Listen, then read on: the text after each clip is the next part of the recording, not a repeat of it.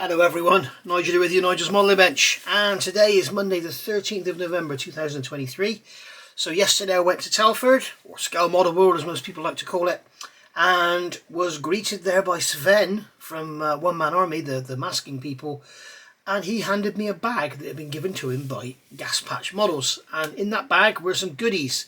So I'm going to quickly go through the goodies now, and we've also got a kit to review. So here we have, I'm assuming this is a fairly new production from Gaspatch Models. I've got some of their old stuff, some of their old metal, 3D printed metal turnbuckles and stuff for World War I aircraft. But here we have 1/32 scale Browning 50 cals, and this one is called Fixed. Now I've had a look online and I can't really work out what this fixed and all that means, but I'm sure somebody can tell me in the comments below, so I'd be interested to know. So this one is the Browning 50 cal Fixed, and this one is the Browning 50 cal Flexible Fixed backplate. And the only difference I can see in them is, as you can see, this one here has like a handle, as it were, on the back of the breech, and this one doesn't. So there we go. So I think they're both potentially the same. So what we'll do, we'll have a good look at one, and then we'll just look at the breech on the other one. The part numbers for these are, this is 32084, that's the fixed, and the flexible fixed backplate is 32086. So I'm assuming there's another 1085 in the middle. These do look absolutely gorgeous. As I say, they're from Gaspatch Models over in Greece, and you can see the packaging is brilliant. You know, no damage on here whatsoever. So if we get these out, first of all, to have a look, we've got the barrels here. So we've got the choice, we've got two guns in the set. We've got the choice of having the hold or the slotted cooling jackets, which is nice. So I'm assuming there's going to be the ones with the two handles on the back, which is like what you'd put in the side of your B-17. Maybe this is what goes in the nose of a B-17, I'm not sure. But obviously research will teach you the lesson, and it's great fun to learn. But you can see they're beautifully done, they're 3D printed. In fact, these might be moulded. Now they look like they're 3D printed, but because they're snapped off on the back, so not sure. They look as though they're 3D printed to me. So that's the actual barrels. And we've got the gun itself, which is, it's got all this very, very finely printed on detail. You can see on the back of the breech there. It's absolutely gorgeous. You've got the raised rivets and everything. And then you've got the detail underneath with the mountings. And then around the front you've got the detail there where your bullets are going to go through. And then you have here, again 3D printed, and that's the top plate, the gun that's going to go down over the bullets, and you've got some rounds there as well. So very, very nice. I should be calling bullets, should I be calling them rounds? So yeah, you can see the detail on there, beautifully 3D printed, and lovely, lovely guns. You may choose to use the master barrels instead of the resin barrels, but you know, if they're not in a vulnerable place and you're not going to keep hitting them, I would say the resin barrels would be absolutely fine. They look lovely. And in some ways, resin barrels have a bonus in that the paint doesn't keep shipping off really easily, because I've yet to find an etch primer that works really, really well. On that note, I found something out. If you've got brass barrels and you want to blacken them, don't leave them in the blackening solution overnight. You'll find you've got no barrels left. So ask me how I know. So I've had to buy some more Lancaster barrels. So there we go. So that's our 50 cal. That's the fixed. And I will use these on something. I'm not sure what, but I will have to do some research and see what actually used these type of guns. And then here, this is the flexible fixed backplate. And as you can see, we don't have the handle, as it were, but we've got the handle on the side here. I'm guessing that's the loading handle, and this here is you've got a little trigger up there on the top. You can see above the damper, that piece sticking out there is a damper. You've got a little trigger, there's tiny little pins sticking out the bottom. You've got the handle on the side, so very, very nice indeed. The rest of it looks to be the same. They are certainly beautifully made, and very, very beautifully packaged. Now, I have had an email from Sven, and the guys at Gaspatch have asked me to get in touch with them, so we may have more Gaspatch stuff up for review soon. We shall see. But that's the guns. They also put in the bag this here, and this is an ME163B Comet paper painting masks. So they've called it paper, but they're actually kabuki tape by the look of it.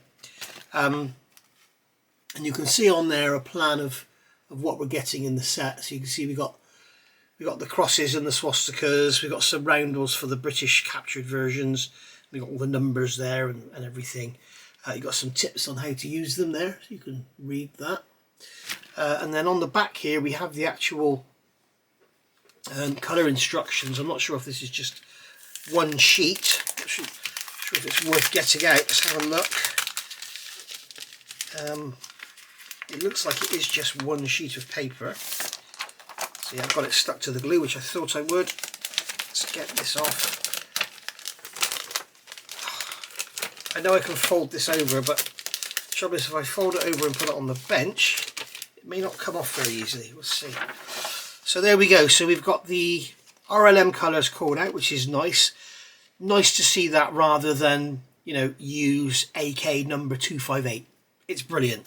RLM 81, so you can go online, search RLM 81 model paint, and your favourite colour will be there listed by your favourite manufacturer will be listed by colour. So here they're telling you the combined two shapes A and B to paint thin black line. So what they're telling you here is to basically use the masks to make the thin black line around the outside of the different sizes if you want to. Then here we've got the again. To paint the thin black line around the outside. Yeah, so what you're going to do, first of all, you're going to put this one on. Okay, so this is your big 15, the thick one.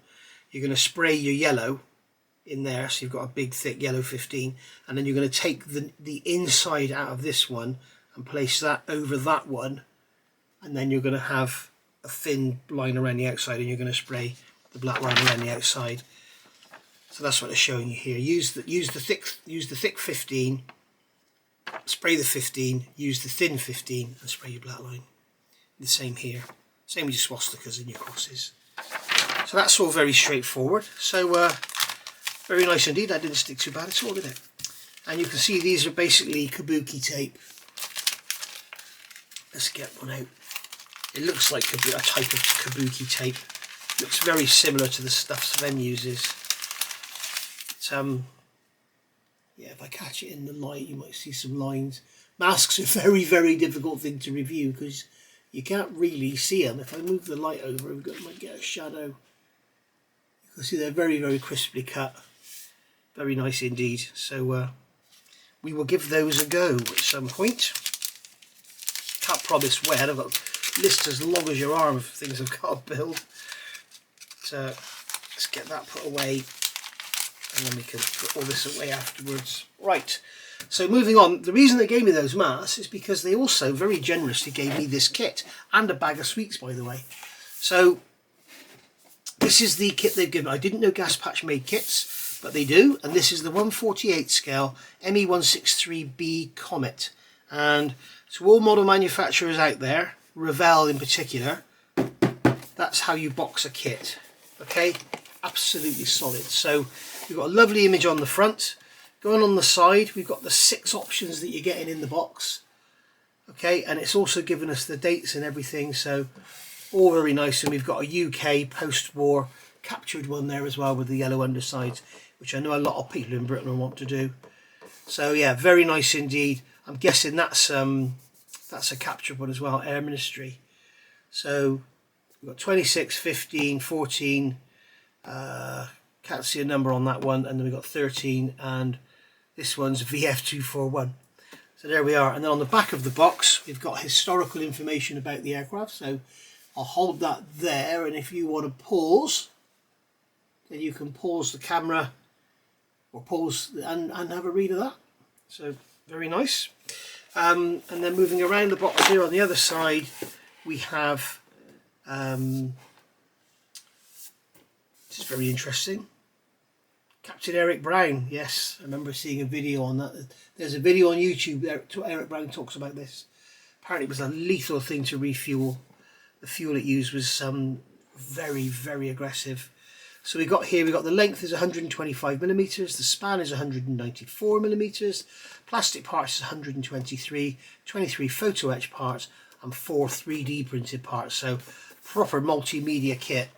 I have had a quick look inside, and it does look, I haven't opened any bags or anything, but it does look very, very nice. Now, my one criticism of the packaging, they need to put something in here or make a smaller box, because all of that, doing that in transit is not the best, but it's all survived and there are no scratches on the clear parts or anything. The clear parts do look to be very clear. So we've got one clear sprue, we've got a grey sprue there with the main fuselage halves. It looks like we've got internal detail there, so if you want to display it with the wings off you can.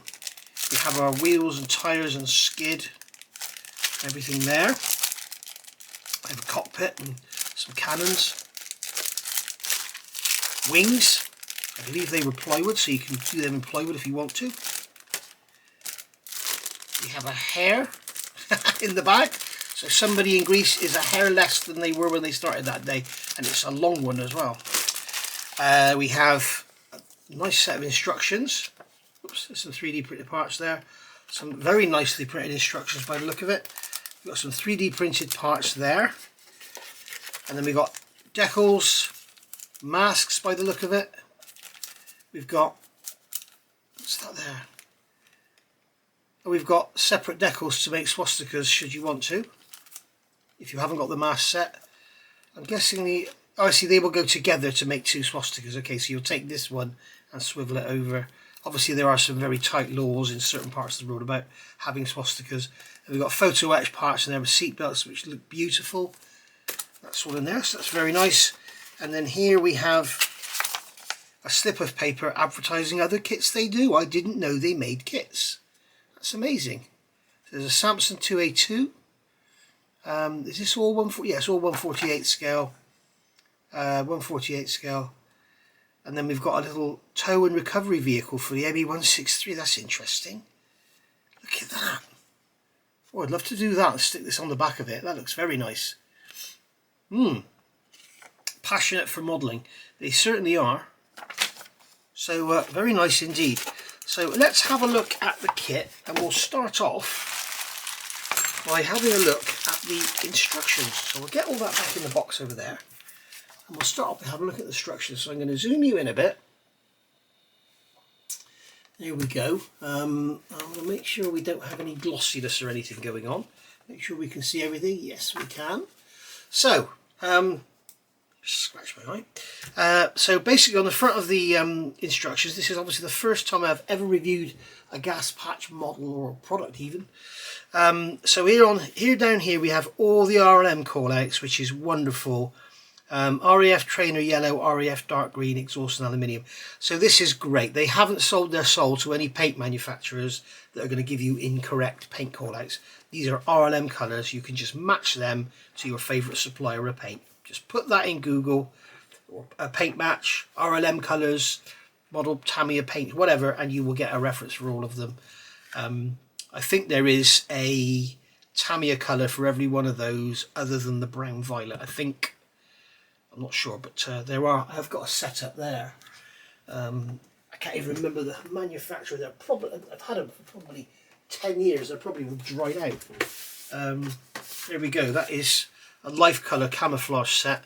So RLM 74, 75, it's all from a different period. We've got 76, 81 and 82 in there. So we've got 76, 81 and 82. So we've got the 3 colours there.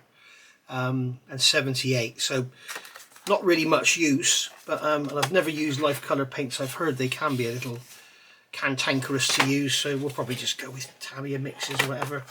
But I'm sure there's going to be the dust on there.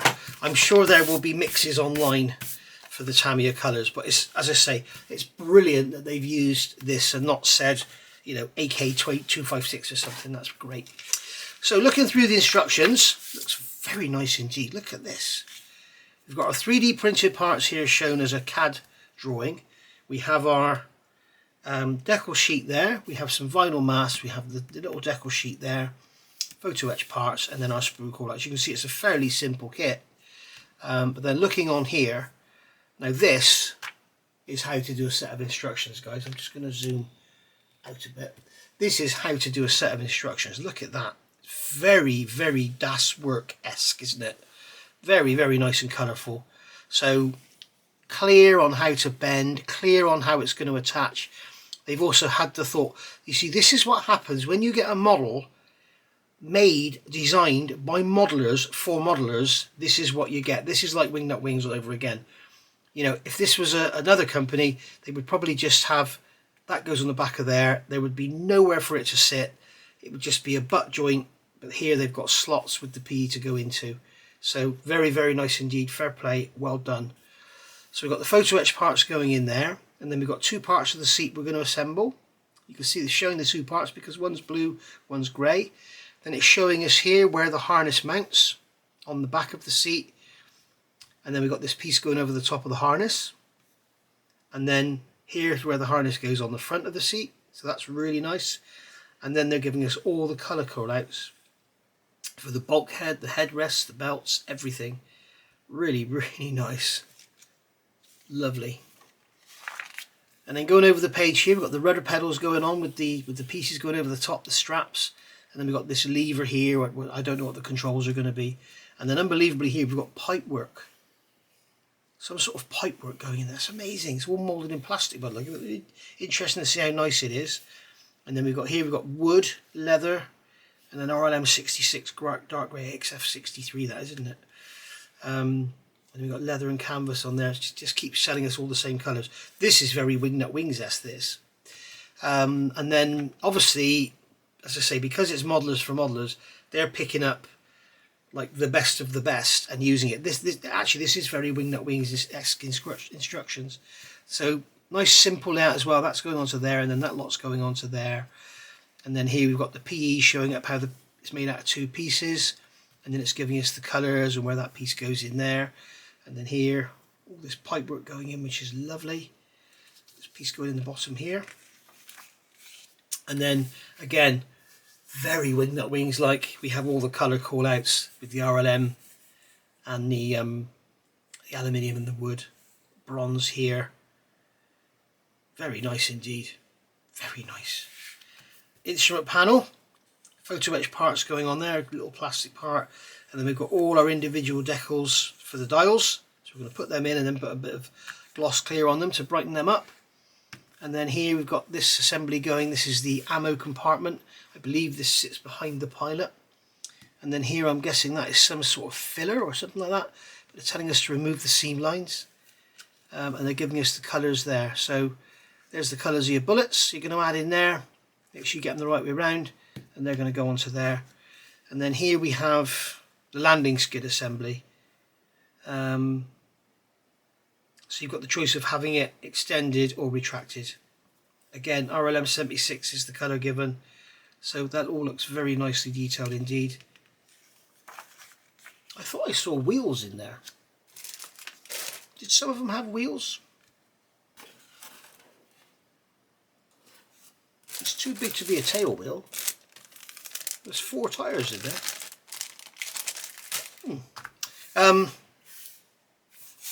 Did they show us parts not used? Nope, they're there. They're probably not tyres, they're probably something else. So here we go. Is this where we got to?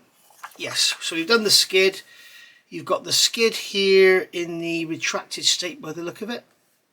And here it is in the extended state. So I'm not sure if you could hinge all this and pin it and have it working if you wanted to. Building the exhaust up, adding the cockpit interior. You're obviously adding the ammo bit here. We've got some hinges going there for the rudder by the look of it. Adding the instrument panel. And then here there's a PE pipe going in. They're telling you what colour to paint that. And then we've got a piece of photo etch going in there. It looks like. It doesn't give a part number for it. So you have to work out what part that is on the photo etch fret. Then going over the page, Putting the fuselage halves together, adding on this lower fuselage part, so it looks like we don't have a seam to deal with on the bottom, which is cool. They're telling us to remove seam lines here, here and here. So obviously there's going to be a seam line there as well you're going to have to deal with. And then we're building up the cannons, or guns, whatever they are. So these parts here, they're telling you don't glue them. You've got those bits there going on. And then here, use resin jig for better machine gun alignment. Blimey. That's a bit of forethought, isn't it? So you've got E17 and E18 going on, whatever they are. It looks like they are these bits here. They're wing gussets.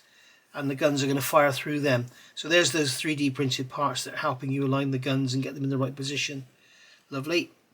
And then we've got some more wing gussets here being built up. We've got some bits there. So you've got all that gun bay detail on show. I'm not sure if there's panels you can open or if they're already open. PE parts here. These are going to be operators for the guns by the look of it, or cannons. I think they're cannons, aren't they? Because these things were designed to just shoot vertically up, basically. I go and shoot down a few bombers and then come back. That was it. They're very short flight time. Clear parts going in here. We've got pipes going in for the guns there, or machine guns, whatever, cannons. And then we've got an open or closed panel there. You can make your own choice. You can have these panels here as well. I'm assuming you can have those open or closed and have your ammo bits on display. And then here we have the guns. They're telling you not to glue the flaps or the ailerons in place. I'm assuming they're flaps. Got pieces going in the front. Looks like guides for the guns. And then the wing halves are going together. And it looks like you do have removable panels so you can see the guns. And then remove the seam lines. Remember, there's going to be no rivets on the wing. I think they're plywood. I've also got the Meng 132nd one of these.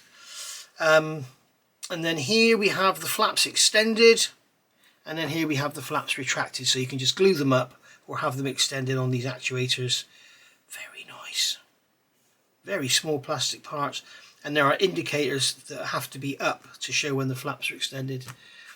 Well done, Gaspatch. This is lovely. Tail wheel assembly. Option 1, fairing removed, tail wheel retracted.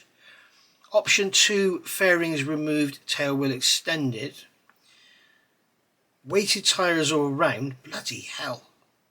And then we've got option 3, fairings retained, tail wheel retracted. Option 4, fairings retained, tail wheel extended. And then I'll tell you what colour here to paint it. So you can have it with or without a fairing, with or without flat spotted, and up or down. Other than that, there are no other choices, are there? Awesome. Oh, okay, so the wheels and tyres are for a little transportation cart. So you can have it stood on those wheels. That's good. Tyres look lovely. They've got the moulding lines which German tyres already had on them. They're one piece. They're not in two halves. I don't see any tyre lettering on them, so there's probably some sort of licensing issue there. So there we go. They probably make resin wheels for it. And then you have some parts there going on top of the guns, and then you have a door open or closed. Be interesting to see how they fit. Piece of PE there rolled up to give you a nice thin and hold exhaust outlet, by the way. Remember, this is rocket powered. And then we've got cockpit canopy and armoured glass assembly. That's lovely. You've got the gun sight in there. And that's all going to be painted RLM 66. So that's going in there. And then you've got a piece going across the front. And then we're going to paint the outer frame of the canopy in RLM, or the interior RLM 66. And then we have, yeah, they haven't done, what Meng have done with this kit in 32nd scale is stupid. They've made the frame in plastic and made the clear part as a separate part. Whereas here they've done it in one clear part and then you paint the frame. I don't know who on earth did that on the Meng part. It just seems absolutely crazy to do that. But they're showing you here how the masks fit, and then you colour the rest in with your Humbrol mask gold or whatever you want to use, the VMS stuff. And we've got a decal there for the compass, which is nice. It looks like the back of the compass has got the real looking mechanism part, you know, the area for the mechanism of the compass, so you can actually see that when the windscreen's open or when the windscreen's closed even. And we've got some straps going in there to support that armoured glass. And then we're adding the glazing in the open or the closed position, I'm guessing. It doesn't look like it gives you the option to have it open or closed, but I'm sure you can have it closed if you want to, even though it doesn't say. And then here we've got a part going in, that's the IFF rod antenna, and then we've got an antenna going on the back of there, and they've got a propeller on the front of there. Not sure what that's for. I'm sure somebody will tell us in the comments below. And here we have 6 different options. So here we've got painting instructions for scheme 1. Let's get the light out of the way so you can see the colours better. Scheme 1 is works number 191916 JG400 April 1945. You've got a white square there, but you have got swastikas in the kit and in the masking set as well. And it's giving you all the colours here, all the decal placements, and all the colours are in RLM, which is really, really nice. And of course we have the masks for it as well.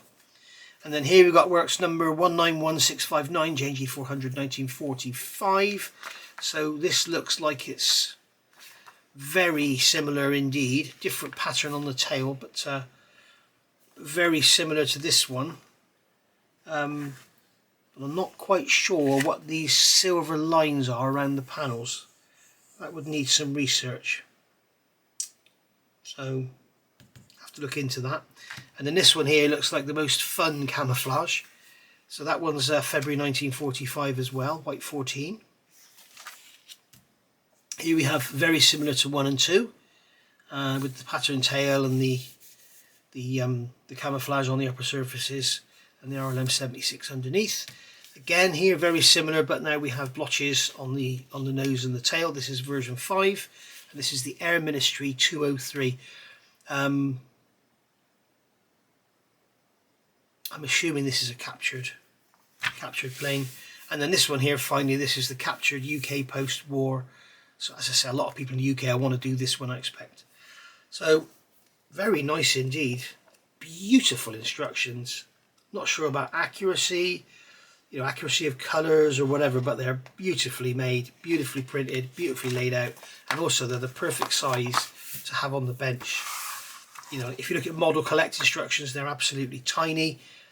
They're too small. And then you've got the Hong Kong models ones are huge, which is great for old people like me that's eyesight is failing. But sometimes it's a bit big to have on the bench. But that is, I can't find fault with that at all. And there's one PE part with number missing. Lovely, very nice indeed. Right, so let's have a look at some plastic. Let me get my little cutting mat on here so that we don't ruin our paper cover. This is green paper, you can see here. So I'll open this bag up. This is sprue. This is sprue D. And as you can see, it needs a wash. We have our skid there. We have some very, very crisp, very clean, flash-free moulding. Really is crisp. I thought this was some flash then. Nope. Ejector pin marks are on the back of everything. This looks like it's the belly piece. And then these are the parts for the skid to be extended. Here's the skid itself. They've got no ejector pin marks where it's going to matter. I'm assuming that panel there is going to fit down inside there. But you can see on here, let's get the light back over the top to get the light a bit better for you. There's your tail wheel, faired and retracted. There's your tail wheel, faired and extended.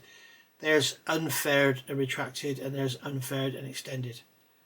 So all those different options. And then you've got your tail wheel there with or without the flat spot you can see on there. And then we've got our wheels there for our little trolley. You can see there is some very, very fine, that is raised detail. I don't know if I can catch that in the light, but there is raised rivet detail in the middle of there, which is very sharp. It almost feels like it would cut your skin. Got raised rivet detail on there as well. Wow. And as I said before, we got all those moulding lines on the tyres, which is so typical of German stuff in this period. Next sprue here, this is obviously our wings. So this is sprue B. Again, I'd give this a wash if you're going to do one of these. This is sprue B, and yeah, very, very nicely done. We got some very, very fine rivet detail around there for the, or fastener detail for the wingtips and those panels there. You've got the panels that are going to drop in there for the guns. Obviously, we won't know how well they fit until it's built. But yeah, it's gorgeous. You can see where they've done the work here to grind the ejector pin marks away on the tooling. I mean, the trailing edges are so thin you can almost see through them. Very clean moulding. Panel detail there on those wings is lovely. And here we got our little sprue of bits and pieces, odds and ends and greeblies and stuff.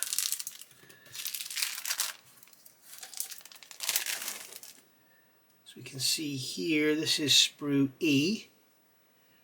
Wow. Again, needs a wash. Cockpit interior details, lovely. You've got the mechanisms there for the rudder pedals at the front.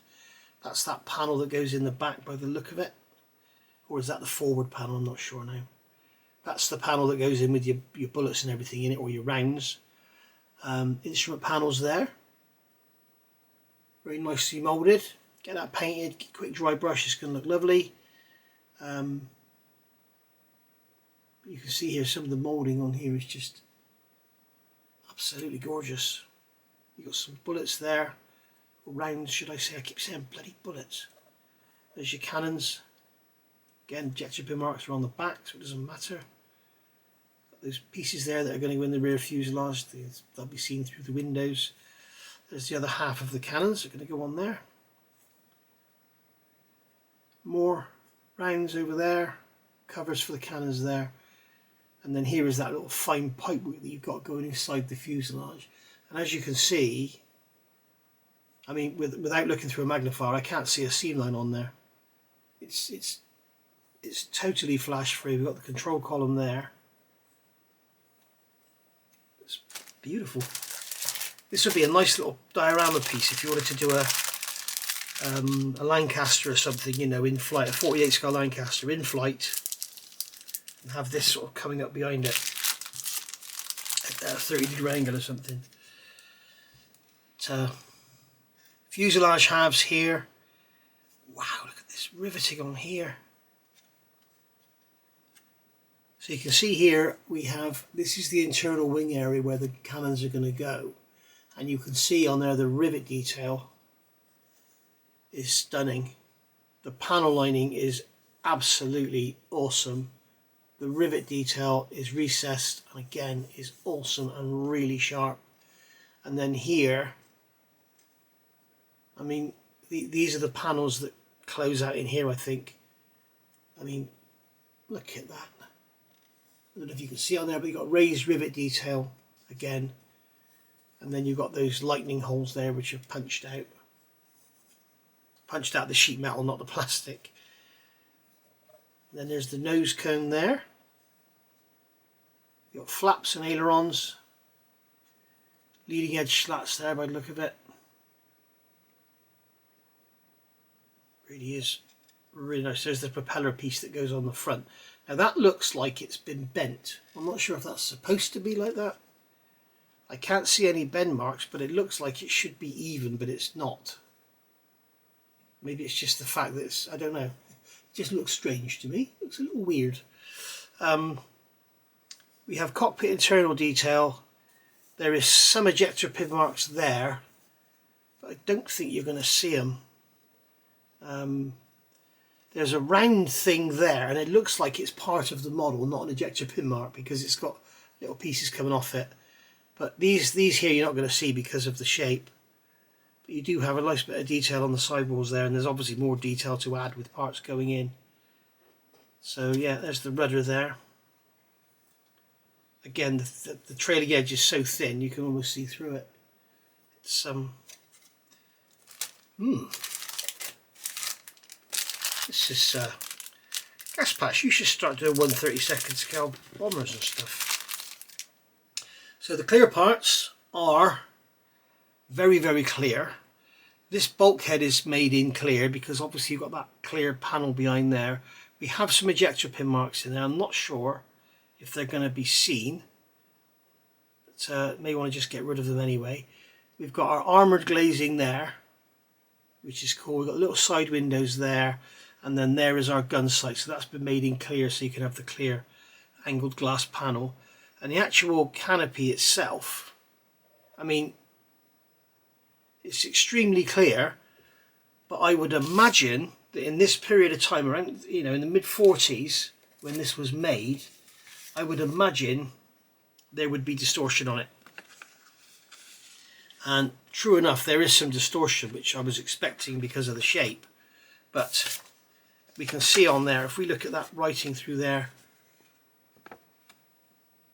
it's extremely good. You're going to get distortion, you know, because of the shape of it. Nobody could make that dead clear, I don't think. Excuse me. But that's probably how it was in real life. So very, very nice indeed. Very nice indeed. And as you can see, that, as I said when I looked at the instructions, they haven't done the stupid thing that Meng have done and made the clear part as the, yeah, I don't know why they did that. But this is the thing, you see, this is where you get model makers designing models. It was like Wing Nut Wings, they're all modelers designing models for modelers, so they know what to do and what not to do. These are some 3D printed, they're the parts to guide the guns, help you guide the guns into position. And then finally here we have a little resealable bag. I've learnt my lesson with these Gaspatch, very, very sticky. So I'm going to put this down like this, and then we can get this out without having it all stuck up everywhere. So we'll see what we've got in here. We have decals. Obviously we have two decal sheets. We have photo-etch, and we have masks. So let's have a look in here. So we have some vinyl masks for the canopy, which are nice. And then we have this small decal sheet here with your swastikas. We've got some little bits of stenciling there for the wing panels by the look of it. So that's like a little addendum add-on. And then here we have our photo etch, and there's a couple of little 3D printed parts in there. I'm not sure what they are. I'm not going to get them out because they're very fragile. But we have our photo etch parts here. There's that part there that wasn't identified in instructions, number 3. It's shown, it just doesn't have a number on it. But it's quite obvious what it is. But you can see there's those control levers for the guns by the look of it. And then here you got this one. This is this pipe going to go inside the fuselage.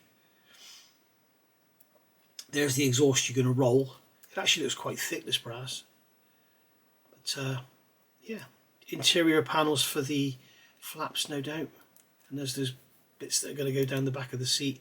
And those harnesses look lovely. You can see they're etched. So you've got like an embossed finish on them. So give those an anneal and get them to flop around, and they'll look lovely. And then here finally we have our decals. It doesn't say anything about whether they're made. Yes, it does. It says printed by... That doesn't say cartograph, I don't think. Yeah, it does. It says cartograph.com. It just looked like a longer word. It's cartograph.com. But yeah, they're cartograph decals, so I'm assuming... Yeah, that's even smaller one. They're printed by cartographs. There's going to be no issue with these. Colours look amazing. The reds look right. They're usually too bright, aren't they, RAF reds? Colours look incredible. They look really, really nice. You have to be careful with these long dotted lines. They're going to want to fall off or just fall apart. Got lots and lots of stencils. We've got all our instrument dials there. Give you a close-up walk around the decal sheet. You can see, very nice indeed.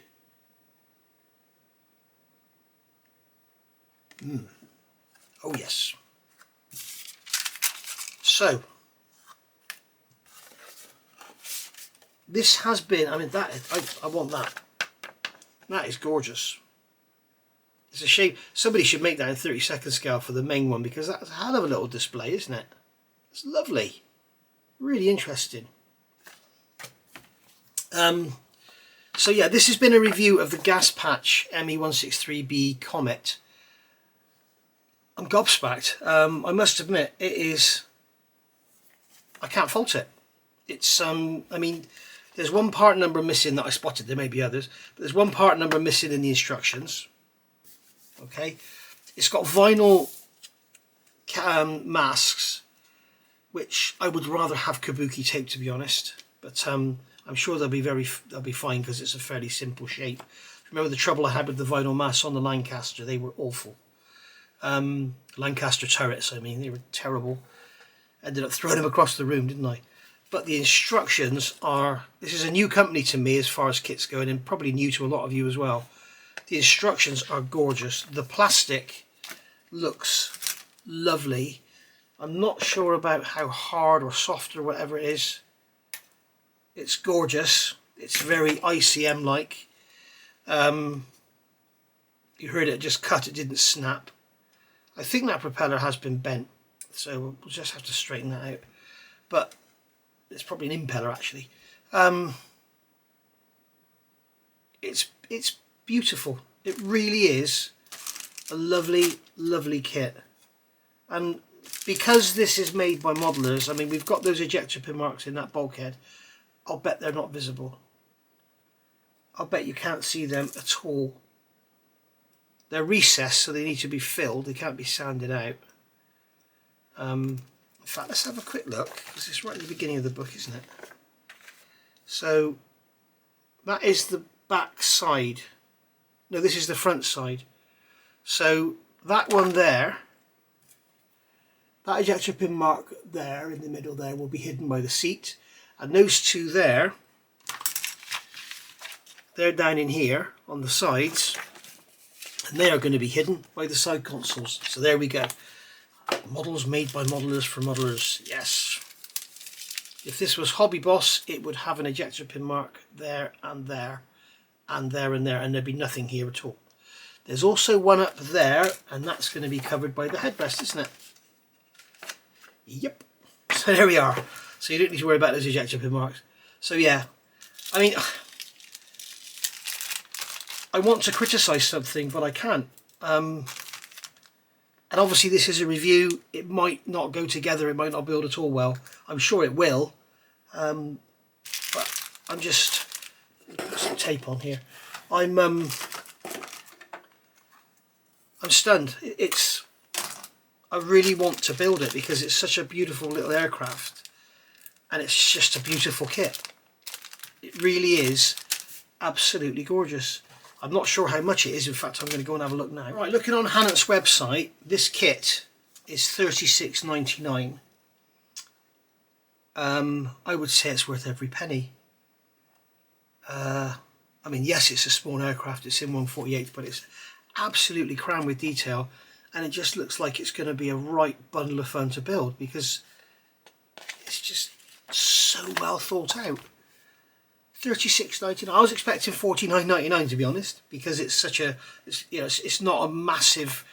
It's not like your Airfix Seeking where they're going to sell hundreds of thousands. It's, it's a fairly low production kit, but it's just beautiful. It's really crisp. It's nicely made. The structures are awesome. Decals are cartograph. It looks amazing. The masks I showed you, these paper masks are $9.99 on Hannet's website. They also do vinyl masks for $7.99. So paper ones there, vinyl ones you can have if you want vinyl ones. And as I say, I mean, one part number missing that I spotted in the instructions, vinyl masks for the canopy instead of kabuki tape, but it's up there, guys. It's up there. I'm not even going to give it a count out of 10 because I can't say 10 out of 10, but I might say 9.8 out of 10, can't I? It's beautiful. These guns are absolutely gorgeous. The masks I don't know until I use them. The kit I don't know until I build it, but as a whole, how it's all presented, yeah, well worth it. $36.99 from Hannet's. So there you go. Thank you for watching. Go order yourself one. It will be a very pleasurable build, I'm sure. Thank you for watching again. Bye for now.